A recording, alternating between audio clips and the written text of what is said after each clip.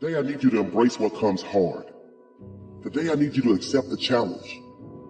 Today I need you to fall in love with the process.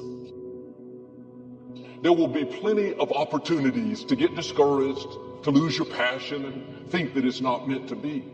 But if you're going to reach your destiny, you have to have a made-up mind. If you give up after the first time, or the 5th time, or the 30th time, what that really means is you didn't want it bad enough. There should be something you're believing for that you are relentless. You are not moved by how impossible it looks. You're not discouraged by how long it's taking. You don't give up because people told you no. Your attitude is, if I have to believe my whole life, I'm not going to stop believing. I'm not going to take no for an answer. I'm not going to settle for mediocrity. I'm going to keep pursuing what was in my heart. And ask yourself, what do I really want?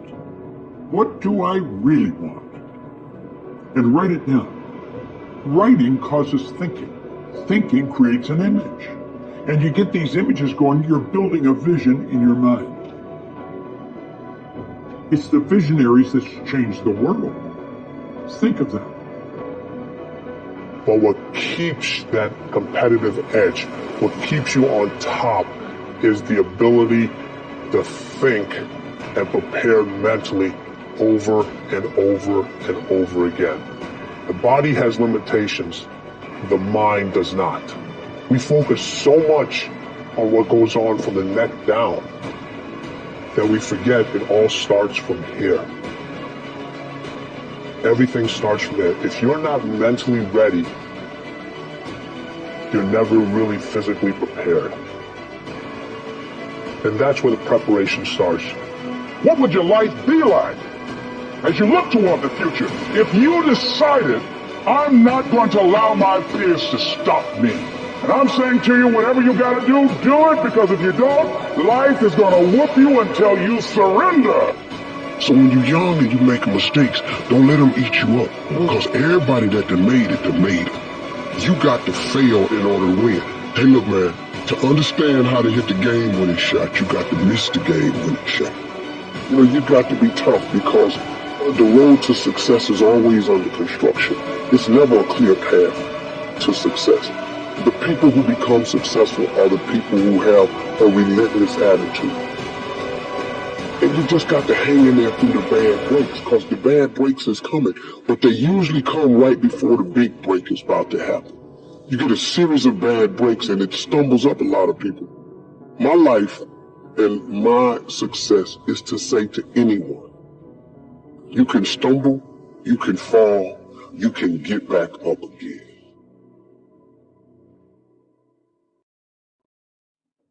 No matter what you face, no matter how bad it is going to be, when there is a challenge, and by a challenge I mean anything in life, any challenge, anything that you're facing, the only way to overcome the challenges that you face is to start walking. Take that step every day, no matter what you are facing. Get up and start walking. I have the ability to see the end before the beginning even begins. And what that means is I know that to get to the very end, I can see it right now. So before I went to Buds, and I was losing all this weight and shit, I saw myself walking across the stage at 191 pounds. That's where I had to get to get into the door. I saw myself 6 months, a year later, whatever's going to take me to do it. I saw myself walking across that stage, getting that certificate of graduation from Buds. And I was able to be there at 300 pounds. And that feeling, that I was nowhere near that feeling, I was able to put myself there 1,000,000 times every day. That feeling of like, my God, that is going to feel amazing. That's what made me suffer.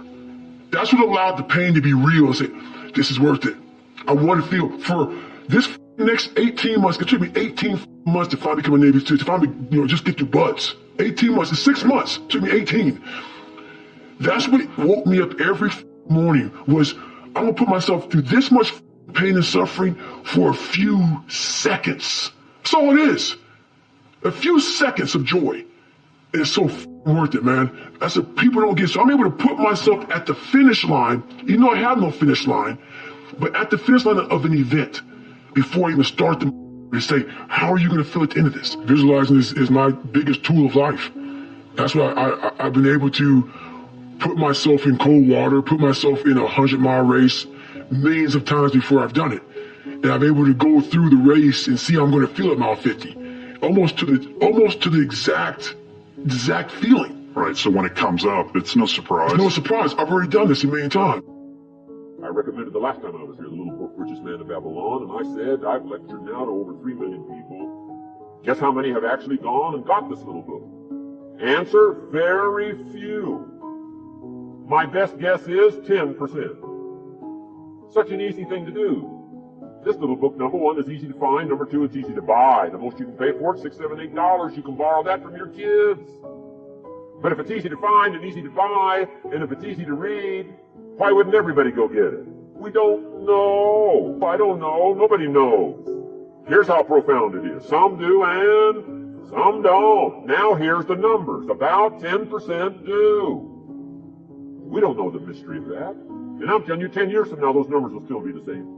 The numbers don't change. Only the faces change. I used to belong to the 90% who couldn't be bothered even if it was easy. How many people have a library card? Answer, 3%. 97% couldn't be bothered. Guy specializes in happy hour, but he doesn't have a card. And now readily and quickly blames the government and blames his company and blames the pay scale. Here's my advice to you today. Walk away from the 97%. Don't talk like they talk. Don't go where they go. Don't act like they act. Don't specialize in what they specialize in. Throw away the blame lists they cling to. You got to be consciously conscious today because your environment can hypnotize, mesmerize, and paralyze you. The other thing is, take full responsibility for your life. Oscar Wilde once said, responsibility is what we expect from somebody else. This is very true. Most people dread accepting responsibility. That's just a fact of life, and we can see it in operation every day. We can see ourselves getting hot under the collar when the dentist keeps us waiting, and we're sitting there reading old magazines when our appointment was 30 minutes ago. And we don't stop to think that we forgot to mail in this month's mortgage payment. We can see ourselves growing angrier and angrier because a business contact is supposed to call at noon, and here it is almost 2 o'clock, and the phone still refuses to ring. But we don't stop to think about the calls we ourselves have forgotten to return while we've been so busy fuming. We can see ourselves writing an angry letter to the airline because a flight was delayed, but we don't write an angry letter to ourselves when we're late for something, even though that might not be a bad idea at all. Yes, we can see avoidance of responsibility all the time in both our personal and professional lives. And here's something else we can see just as often. We can see that most people aren't as successful as they wish they were. Do you see there's a connection between these two very common phenomena? I certainly do, and by the end of this session, I hope you'll agree with me. I hope you'll understand that it's in your best interests to take responsibility for everything you do. But that's only the beginning. I'm also going to suggest that many times it's even best to accept responsibility for the mistakes of others, especially when you're in a managerial or leadership role. I can hear you saying, what? Accept responsibility for someone else's mess-ups? Why would I want to do something like that? Well, that's a fair enough question, and over the next few minutes I'll try to answer it. One of my weak points in my personal life is I don't like technical stuff. So even though I have to be on Twitter and Instagram and Facebook, I don't care for that. So guess what? I find somebody who loves to do that. You know, I find somebody who has a strength where I will have a weakness, and I partner with them. All you're trying to do is get to the goal. No one gets there by themselves. Everybody needs help. Now, when you know what you got going for you, Be confident, not cocky. Managing your strengths, knowing what they are, and don't let nobody talk you out of it. And that gets you fight ready. You get fight ready like that. You got to know you. Helps you develop your skills.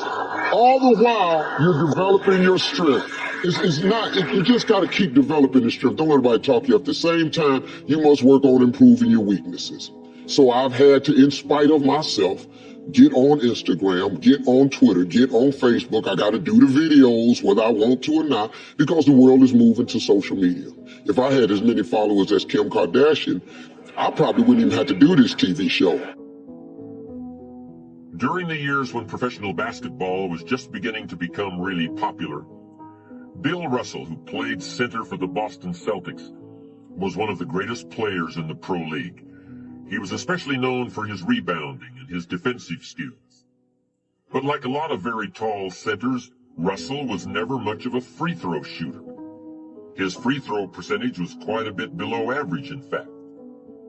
But this low percentage didn't really give a clear picture of Russell's ability as an athlete. And in one game, he gave a very convincing demonstration of this. It was the final game of a championship series between Boston and the Los Angeles Lakers. With about 12 seconds left to play, the Lakers were behind by 1 point, and Boston had the ball. It was obvious that the Lakers would have to foul one of Boston's players in order to get the ball back. And they chose to foul Bill Russell. This was a perfectly logical choice, since statistically, Russell was the worst free throw shooter on the court at that moment.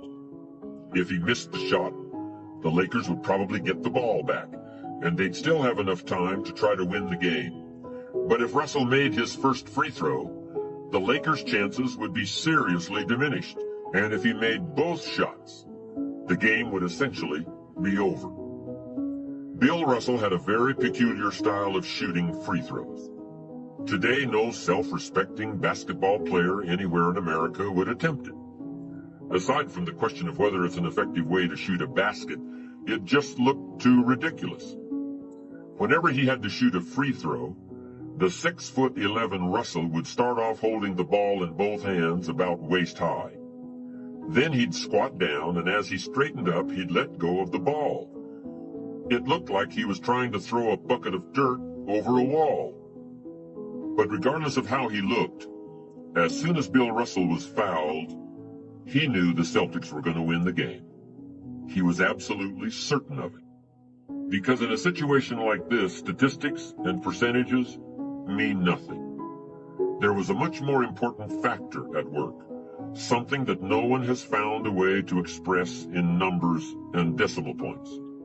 Simply put, Bill Russell was a player who wanted to take responsibility for the success or failure of his team. He wanted the weight on his shoulders in a situation like this. No possibility for excuses, no possibility of blaming anyone else if the game was lost, no second guessing. Bill Russell wanted the ball in his own hands and nobody else's. And like magic, even if he'd missed every free throw he'd ever shot in his life before this, he knew he was going to make this one. And that is exactly what happened. That is what virtually always happens when a man or woman accepts responsibility eagerly and with confidence.